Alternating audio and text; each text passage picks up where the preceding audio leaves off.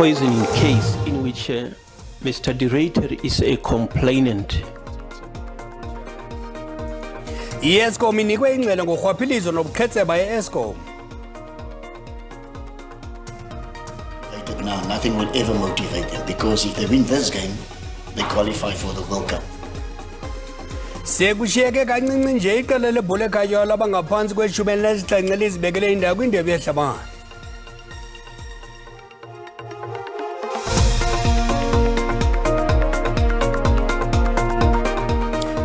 Egamelo nondaba belijelo ndiyanibhodisa mawethu ndisamkela nani babukeli bejelo i-DDT masikawule swarhuqa. I-agenda ezohlukeneyo zomthetho ibutho lokhetsha icandelo lophando elikhethekileyo kunye nomkomishinala jikelele wamapolisa bavele phambi kwekomiti yenkcitho yamasebe karhulumente iSCOPA epalamente benika ingxelo ngomgama osele ugangathiwe kuphando ngeziko eliphehla umbane i-ESCOM. Ukukulandela emva kwezityholo ezenziwa ngowayesakuba ingqonyela yale nkampani umnumzana Director. Umnumzana Peter Jacobs wesebe lezesipolisa uthi amapolisa andwendwelwe amaziko akwa-ESCOM ukuyokuphanda ukusukela nengcambu imeko yeliziko lombane.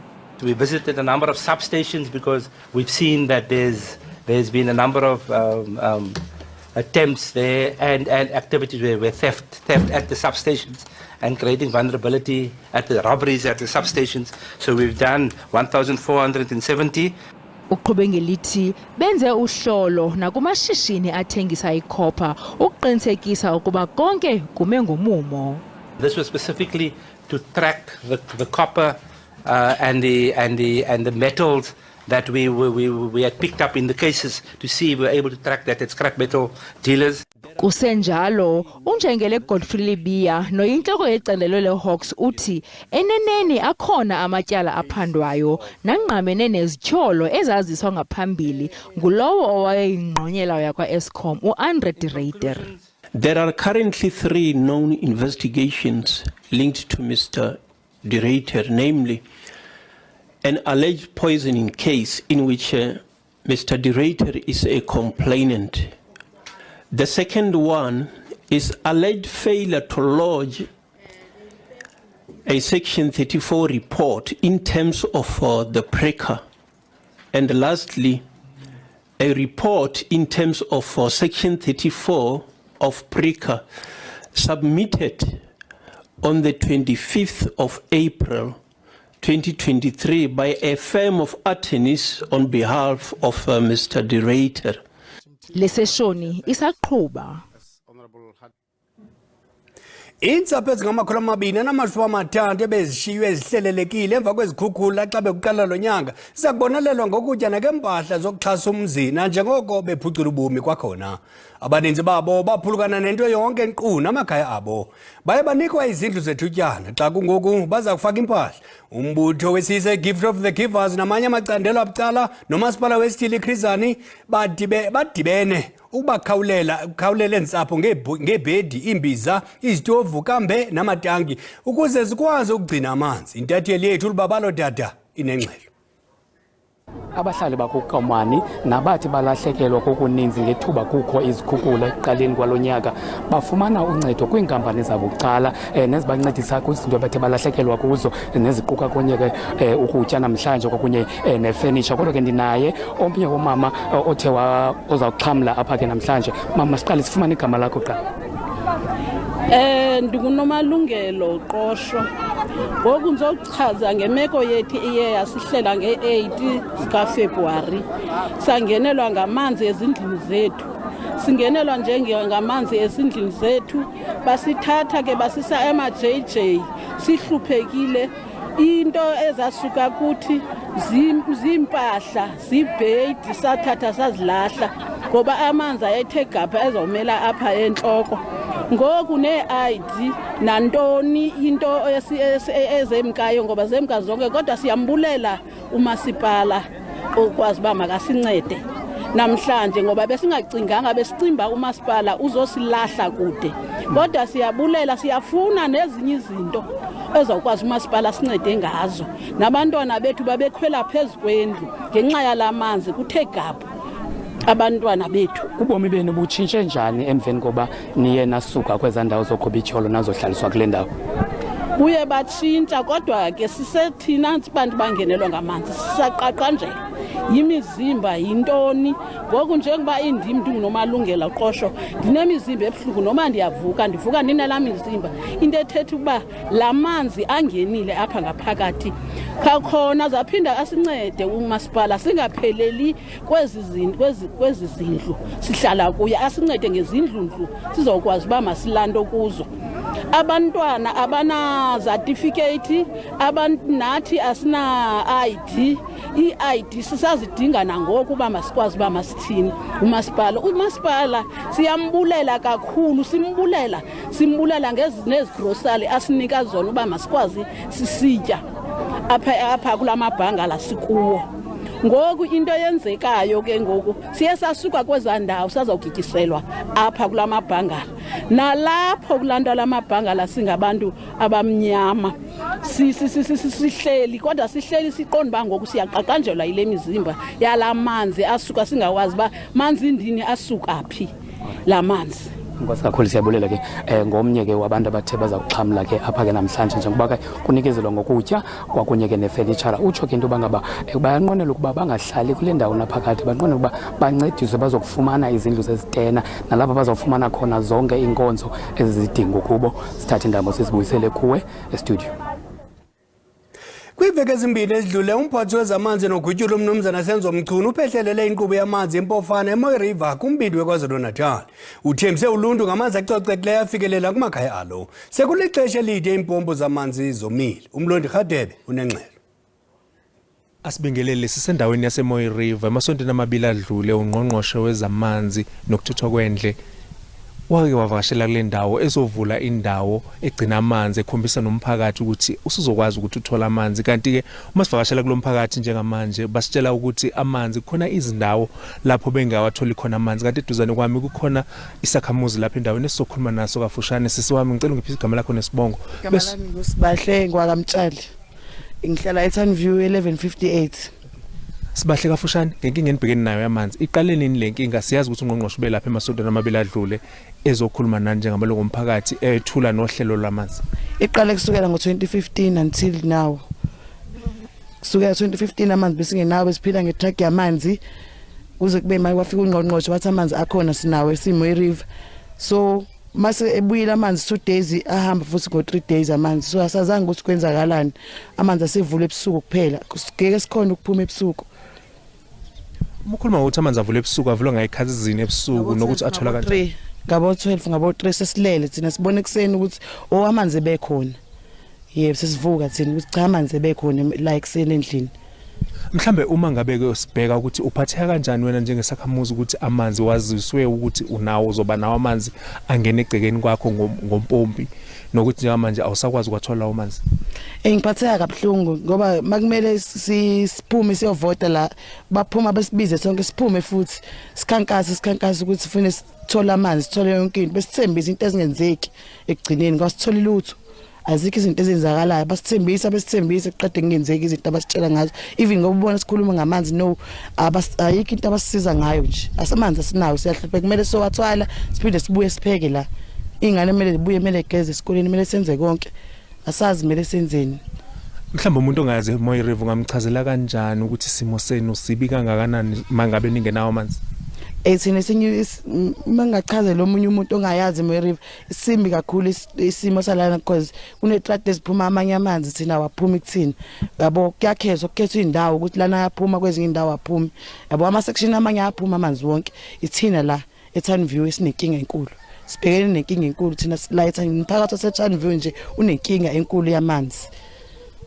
Siyabona futhi ukuthi amanzi lapha siyezwa kuthiwani wacela komakhelwane noma ezindaweni ezomakhelwane.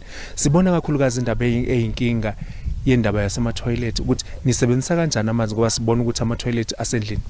Sisebenzisa wakha ngamabhakede, samsocela kamakhelwane ngale noma singale wawujayela ukuphuma ngale siye kamakhelwane siflasha ngamabhakede awashayeka ama-toilet because awekho amanzi. So ikuphi isiphi isixazululo ongabona singase sithathwe singase sisize umphakathi?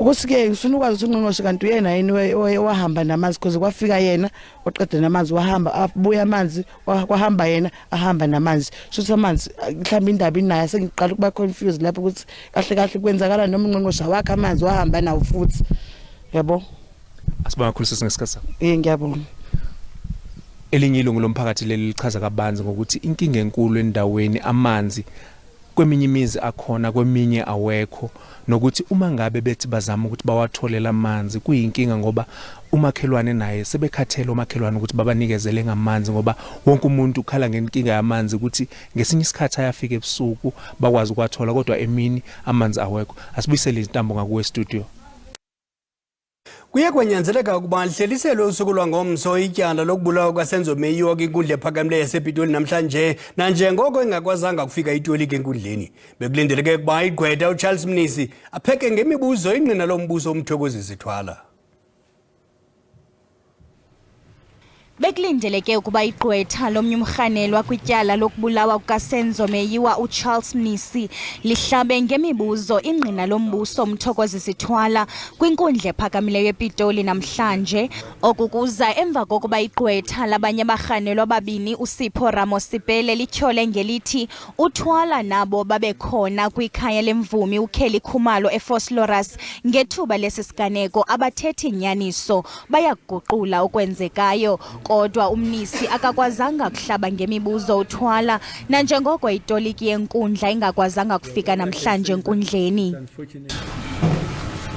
Unfortunately, today we are without the services of a language practitioner. Our regular interpreter is not available.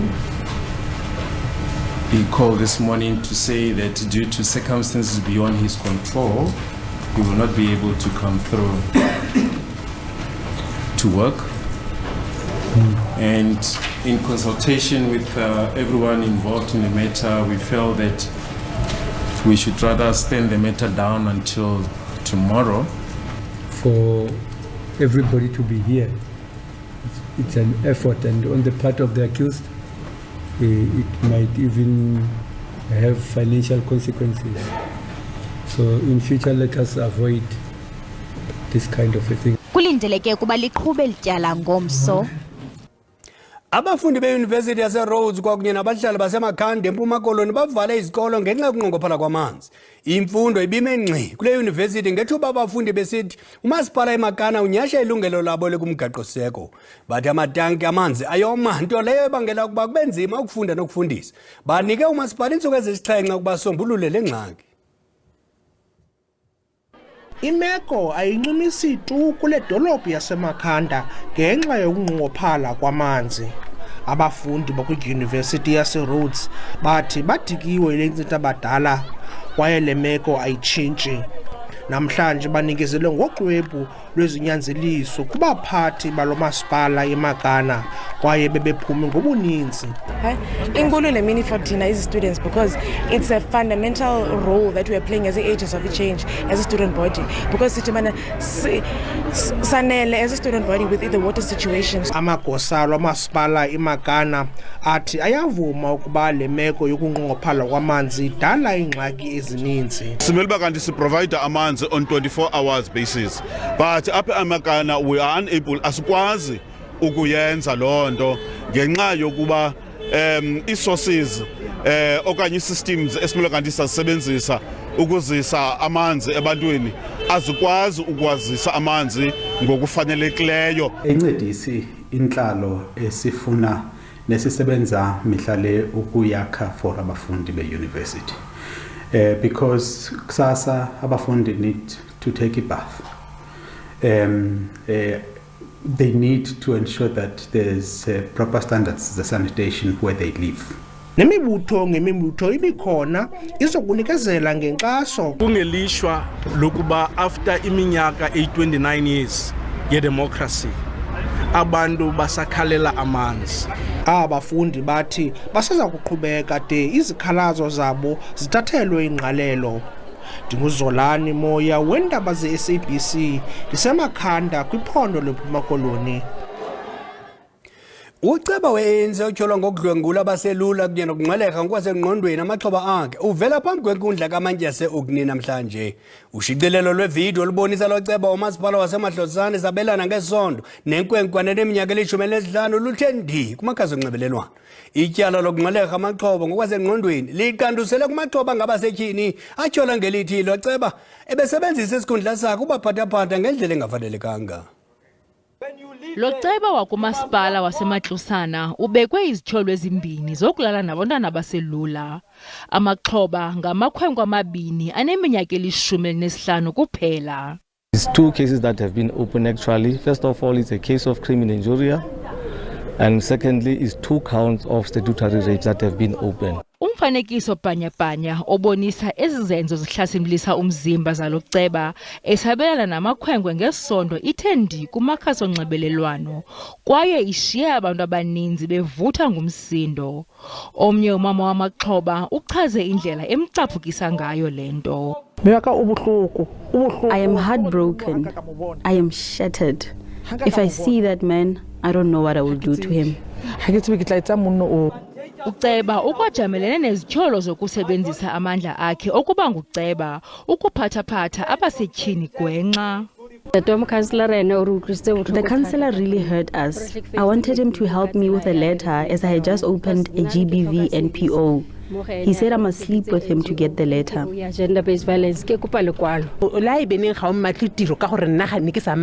Even when you don't need any help from him, he has a tendency of using his authority to make sexual advances to us. Amapolisa athi kungongezwa amanye amatyala ngakumrhanelwa. I-ANC ithathe isigqibo sokummisa emsebenzini lo Ceba. Isebe lenkcubeko namasiko ngokubambisana nomasipala eWarithambo bazibandakanye nabalandeli bomculo ukuhlangabeza unyana wabo uBethusile Mcinga ophumelele iwonga lengoma yonyaka ngengoma ethi ngena nowa kwi-Metro FM Music Awards. Unduna utyibelwe ngokuphakamisa iphondo laseMpuma Koloni. Kulindeleke ukuba izitalato zaseMthatha zimenxi xa ligaleleke liqhawe nangawuphina umzuzu ukususela ngoku. Baphefumla abantu kwikhasi lethu leWhatsApp ngelinqaku. Sithi wonke kubethusile madoda ngokusimela ayomela iphondo lethu pha kwi-metros ngoza nayo le ndebe. Usebenzile kakhulu le ngoma ibinkulu kakhulu ibizibonakalisa kwakulonyaka kuphela uba iye yakwi-top 10 kuKhozi FM nako ngokuphumelela iMetro Award Song of the Year. Ukuthi wonke pha ku Bethusile Mcinga usebenzile endoda ndithi ayibambe kanjalo siyamhalalisela sinebhongo ngayo simulela kanjalo nakusebe lenkcubeko namasiko ngalento liyenzayo lokumbhiyozela. Ngithi nami uBethusile Mcinga ngiyambongisa kuleculo lakhe elibe yi-Song of the Year ungena nowa. Culo eliphezulu kakhulu enelimnandi sonke siyalithanda. Sebenzile msasazi le ndendeba yakwaBethusile leni. Sebenzile unduna usebenze kakhulu halala kuye ngaseke umasipala lona wonke angapheleli nje pha ekhalaliseni kodwa afaka isandla. Ivela lento baqale eMthatha okumkani waseMthatha abawumkele ngokupheleleyo ithi wonke kulomfana zethuna abheka kakhulu abheke phambili. Umntana omgquba hayi masithi halala kunduna endinyani imvumo yokuqala ndinale minyaka engaka ibe iphuma eMpuma Koloni hayi sithi halala kuye uBethusile. Halala kuBethusile Mcinga inhle into ayenzileyo ulithathile iphondo lethu walibeka ihlabathi jikelele ukuwina kwakhe le ndondo. Impuma Koloni indawo yamagqala indawo yamaqhawe maseleke wonke kuBethusile ngokuphumelela ke ingoma yohlokonisa unyaka ke kwimetro into ongazange yenzeka. Bakucace ke Impuma Koloni into yokuba lento yenzekileyo zange yenzeka njengokuba nenzile ke inqozeleke into ke yomkhawulela ke phakathi kwasikhulu senqolomoya saseMthatha ithi chu naye nihambe naye ke niye apho ke nokufika khona wonke Bethusile. Ambongela kakhulu uBethusile lokhu kusho likhulu umculo gospel ngiyayikhumbula le ngoma ethi wabiza wonke unowa eyikhona na top 10 oKhozi FM ngoDisemba lokhu phela kusho olukhulu kakhulu ugospel uyimele ugospel Bethusile. Hayi ndiyakubulela ngoba iEastern Cape noko ikizame ukumenzela ipati imamkele uBethusile noko abantu base-Eastern Cape noko babonakalisa inxaxaso kakhulu emandla kuye umfo kaMcinga. Thelithuba ndithi ntinga ndakandini kubethusile ngokuthi asiphathelele award iyaqala ukwenzeka lento eMpuma Koloni yanga nabanye bangazeka mzekweni. Sanibonani sabonani babukeli bekwamele awine lengoma wababiza bonke kuNoah because that was the most song ethandwa abantu abaningi nami ngithi ngiyamvotela sihamba naye. Danko. Hayi siyambongela bethusile sengathi ungegcine ngaye ngathi ngakhona nabanye nangeminyaka lezayo abazohamba enyatshelweni zakhe. Singathi umthandazo wami uphenduliwe nguThixo ngoba kudala ndiyinqwenela ba Eastern Cape nayo khiphakami ibe semagqabeni.